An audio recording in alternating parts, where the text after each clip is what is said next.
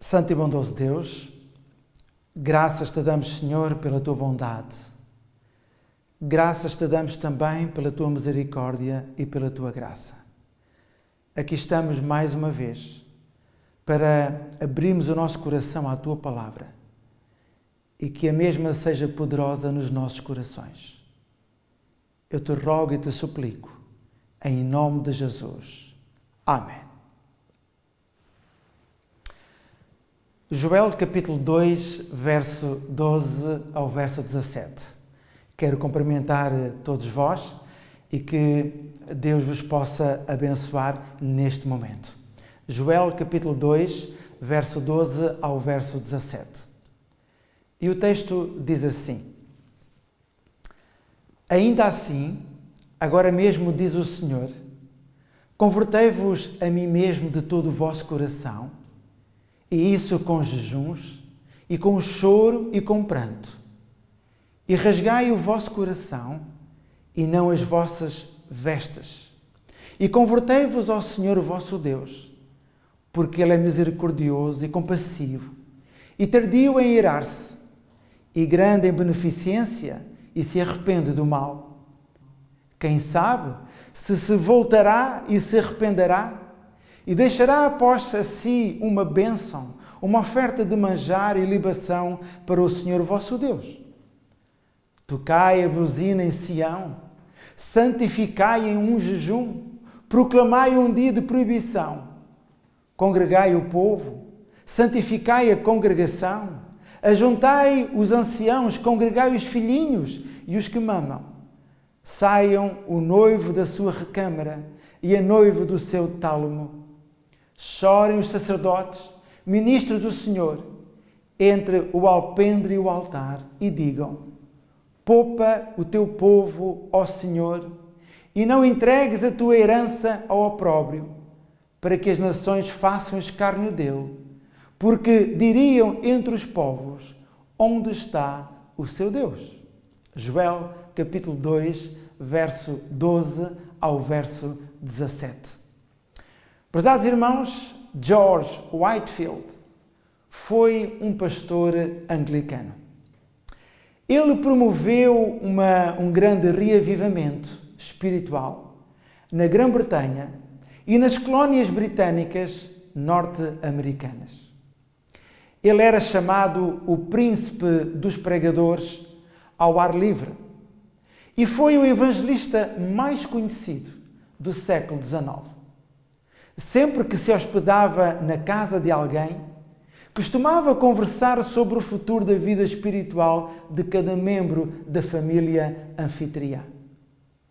Uma vez, ao pernoitar na casa de um coronel, o pregador Whitefield ficou tão satisfeito com a hospitalidade e tão encantado com as qualidades do bom coronel e da sua família, que percebeu ser-lhe muito difícil ter de lhe dizer que estes tinham necessidade de tomar uma decisão a respeito de Jesus. Então, levantou-se e orou e pediu ao Espírito Santo, e sentiu que o Espírito Santo lhe disse: não saia daqui sem antes avisá-los do perigo. Diante disso, o coronel pegou no seu anel e escreveu com ele as seguintes palavras num dos losangos do vidro da janela do quarto: falta-vos uma coisa.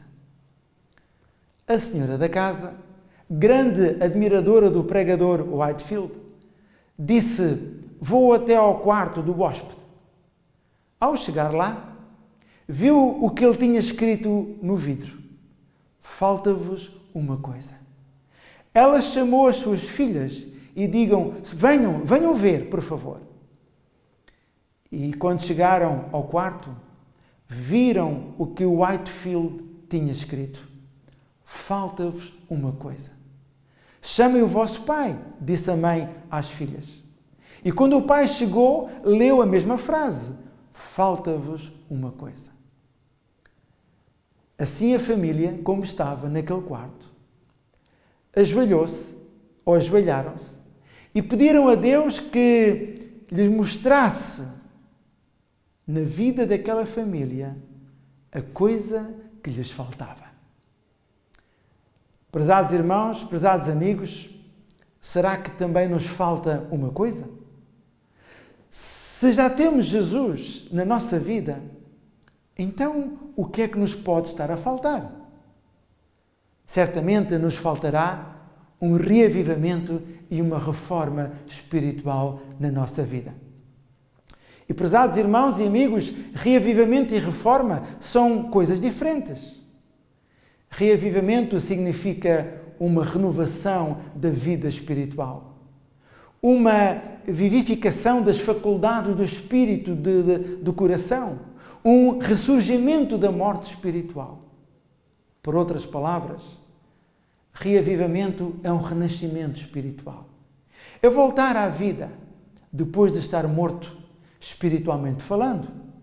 Por outro lado, reforma significa reorganizar. Reorganizar as mudanças de ideias da nossa vida. Reorganizar os nossos hábitos, as nossas práticas.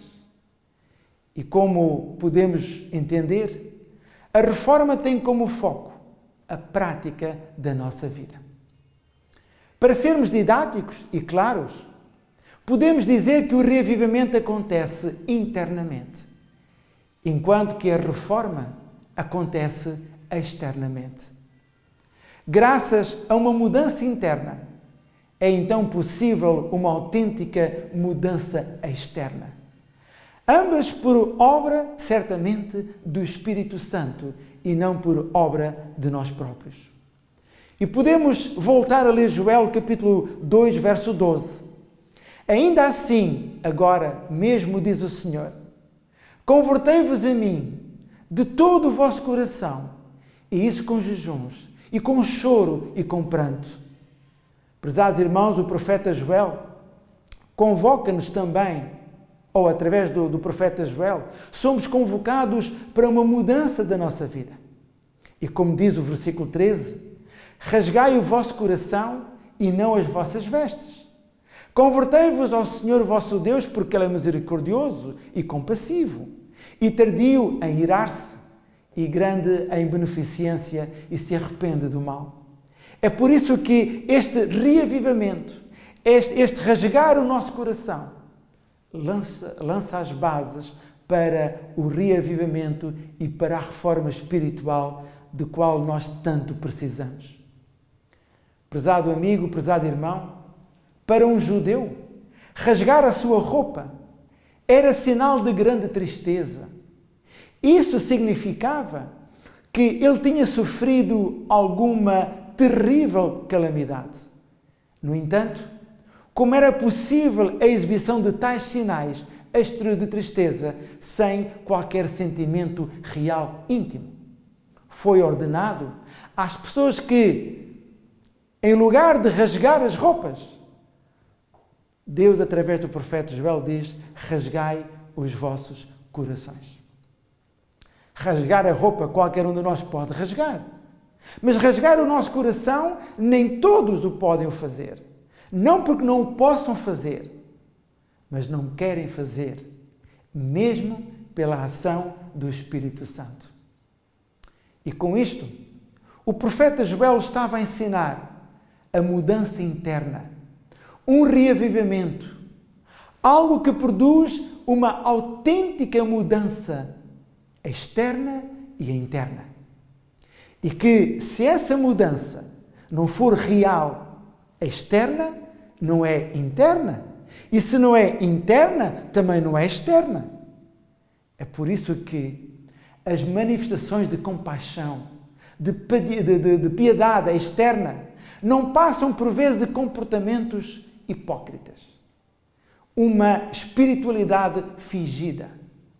E o que Deus quer é uma veracidade, uma verdade da mudança do nosso coração para depois ser projetado na forma de viver, na forma de falar, na forma de estar, para que os outros possam compreender, e nós próprios, a ação do Espírito Santo que transforma e muda os nossos corações. Um dia, a irmã White escreveu o seguinte acerca deste respeito. Um reavivamento da verdadeira piedade entre nós.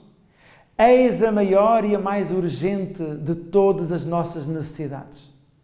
Buscá-lo deve ser a nossa primeira ocupação. Mensagens Escolhidas, volume 1, página 121. Não há dúvida de que chegamos à própria véspera da hora suprema e de que esse chamado para uma conversão e uma reforma genuína e completa na vida de cada um de nós deve ressoar por todos os recantos de Sião, por todos os recantos de todas as igrejas, por todos os recantos de cada lar, por todos os recantos do nosso próprio ser. O crente que experimentou o reavivamento e a reforma tem uma vida de oração, uma vida de ação pura e genuína. O crente que experimentou o reavivamento e a reforma tem uma vida moldada pelo Espírito Santo. O crente que experimenta um reavivamento e uma reforma pelo Espírito Santo tem a sua vida pautada pela Palavra de Deus. O crente que experimenta esse reavivamento e essa reforma guarda corretamente os 10 mandamentos, inclusive o 4º mandamento, o sábado, o dia do Senhor. O crente que experimenta esse reavivamento e a reforma é fiel nos seus dízimos e nas suas ofertas. O crente que experimentou o reavivamento e a reforma dá valor à sua saúde física. O crente que experimentou o reavivamento e a reforma realiza o seu culto pessoal e familiar de uma forma diária. O crente que experimentou o reavivamento e a reforma não se envolve com as práticas do mundo. Esse crente que experimenta o reavivamento e a reforma é diferente na sua maneira de se apresentar, na sua indumentária. O crente que experimentou o reavivamento e a reforma está disposto a uma vida de renúncia e tem um compromisso com Cristo, com a Igreja. Um compromisso de pregar o Evangelho a todo o mundo. Um compromisso de desejar que Cristo fale ao seu coração, para viver esse compromisso de uma forma poderosa nesta vida. Prezado irmão, podemos ler Apocalipse capítulo 3, verso 14 a 16. Apocalipse capítulo 3, verso 14 ao verso 16. E o anjo da igreja que está em Laodiceia escreve: Isto diz o Amém, a testemunha fiel e verdadeira, o princípio da criação de Deus. Eu sei as tuas obras, que nem és frio nem quente. Tomara que fosses frio ou quente. Assim, porque és morno e não és frio nem quente, vomitar-te-ei da minha boca. Apocalipse capítulo 3, do verso 14 ao verso 16. Prezado irmão, na verdade, o reavivamento e a reforma é um regresso às origens. Esse reavivamento e a reforma lembra-nos que é essencial na nossa vida essa mudança, não exterior, mas e a mudança interior. E nós podemos também podemos sentir que nos falta alguma coisa, como a ilustração no início desta mensagem. Falta-nos alguma coisa. E sabem o que é que nos falta, prezado irmão? Falta esse reavivamento e essa reforma na nossa vida. Falta-nos submeter a Deus a nossa vida completa. Falta-nos pedir ao Senhor que opere em nós essa mudança.